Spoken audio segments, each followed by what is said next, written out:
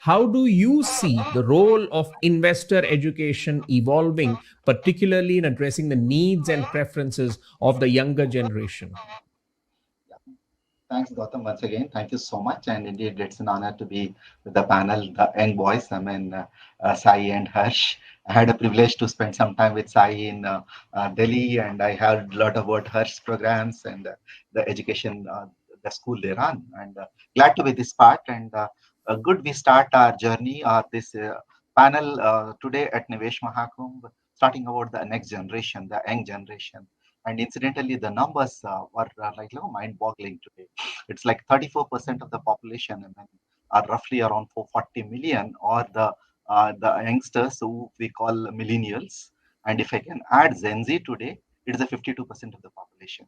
And with these numbers, and over last few years, how the mutual fund industry has got them. I mean, we have little over 8.4 million people, million young investors who have joined in the mutual fund industry in the last 1 year. And coming back to your question, Gautam, and the role, the pivotal role the investor education plays, probably that is the most important part, because this generation, when they learn right, when they start right, then they can take a right investment decisions. It will help them to navigate the complexity of the investment world.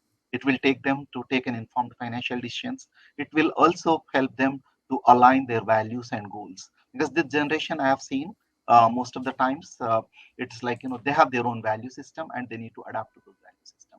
And I believe the foundation to be done, unfortunately, in the formal education, we do not have in the school the financial literacy. Probably for the youth, we need to make that foundation, how that strong foundation we can create at this point. And incidentally, national educational policy, which is started, which is embarking now, which is incorporating the financial education part of the curriculum. Now today we work very closely with the CBSE, and I'll share that little later on a couple of our initiatives how we do with the CBSE. And this the financial literacy will help the generation to take the right decisions. And taking the right decision is to taking the managing the risk. I mean, sometimes, you ask any parent.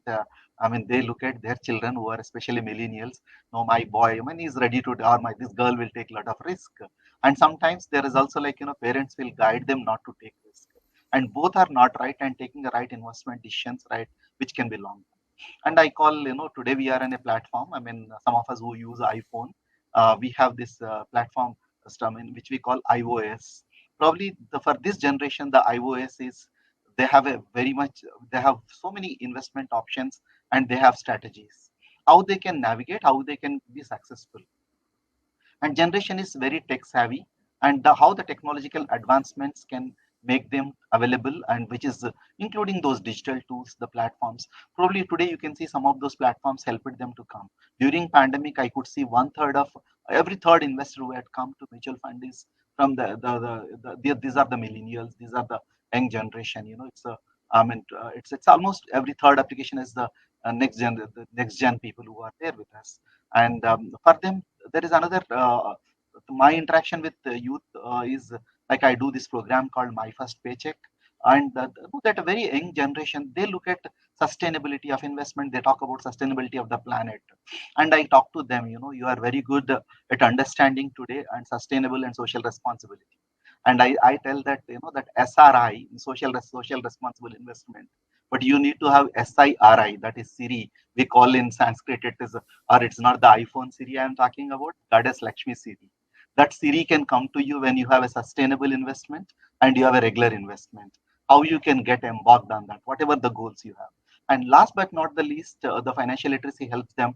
We have seen, I'm nothing against crypto, but the way people have fallen victim, especially in Indian context, and why you should not take any investment decisions which are not regulated in the country of origin where you are residing. And the last one, when you spoke about earlier, Bala spoke about, is financial education helps them to mold their behavioral part, and the behavioral finance is the most important part. And behavioral finance and emotional intelligence together will form a part. Why I talk emotional intelligence is, sometimes the old time and the investors like me, who will be taking decisions little more understanding, not to take any decisions, or like, today the technology plays it two ways. One, my investing is become much more easier, but disinvesting is also become easier. If I have read one news item of yesterday's war, something to go and happen tomorrow, predict, and I will disinvest.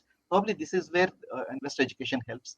Last but not the least, I think they should get a good financial coach for it. I think this is what I look at.